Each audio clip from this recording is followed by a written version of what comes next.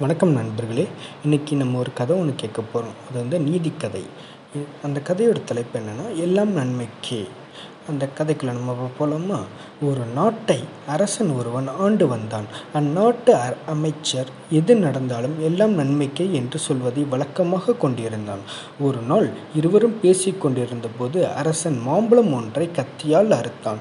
தவறுதலாக கத்தி அவனின் சுண்டு விரலை அறுத்துவிட்டது. வலி தாங்க முடியாமல் அரசன் துடியோ என்று துடித்தான். வழக்கம் போல் அமைச்சர், அரசே, எல்லாம் நன்மைக்கே என்றான். அதை கேட்டு கோபம் அடைந்த அரசன், நான் விரல் வெட்டுப்பட்டு துடிக்கிறேன், எல்லாம் நன்மைக்கே என்று சொல்கிறாய்? காவலர்களே, அமைச்சரை சிறையில் கொண்டு போய் அடையுங்கள் என்று உத்தரவிட்டான். காவலர்களும் அமைச்சரை சிறையில் அடைத்தனர். அப்பொழுது அமைச்சர் எல்லாம் நன்மைக்கே என்றார். நாட்கள் பல கடந்தன.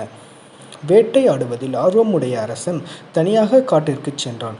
அங்கே மலைவாசிகள் காளிக்கு பலி கொடுப்பதற்காக ஒருவனை தேடிக்கொண்டிருந்தனர். அவர்களிடம் அரசன் சிக்கிக் கொண்டான். அங்கு வந்த கோவில் பூசாரி அரசனை முழுமையாக சோதித்தான்.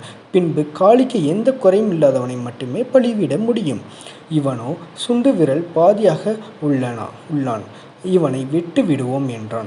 அரசன் அரண்மனைக்கு வந்ததும் உடனடியாக அமைச்சரை விடுவிக்க உத்தரவிட்டான். நடந்தது எல்லாம் அமைச்சரிடம் சொன்னான் அரசன். சுண்டு விரல் வெட்டுப்பட்டதால் உயிர் பிழைத்தேன்.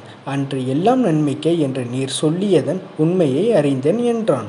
அரசே, என்னை நீங்கள் சிறையில் அடைத்ததும் நன்மைக்கே. எப்பொழுதும் உங்களை பிரியாமிருக்கும் நான் என்னை சிறையில் அடைக்காமல் இருந்தால் உங்களுடன் காட்டிற்கு வந்திருப்பேன். அந்த மலைவாசிகள் எந்த குறையும் இல்லாத என்னை அவர்கள் பலியிட்டு இருப்பார்கள். நீங்கள் என்னை சிறையில் அடைத்ததால் நான் உயிர் பிழைத்தேன் என்றார் அமைச்சர். இந்த கதையிலிருந்து நமக்கு என்ன நீதி கிடைக்கிறது என்றால், எது நடந்தாலும் நல்லதையே நினைத்து கொள்ள வேண்டும். நன்றி.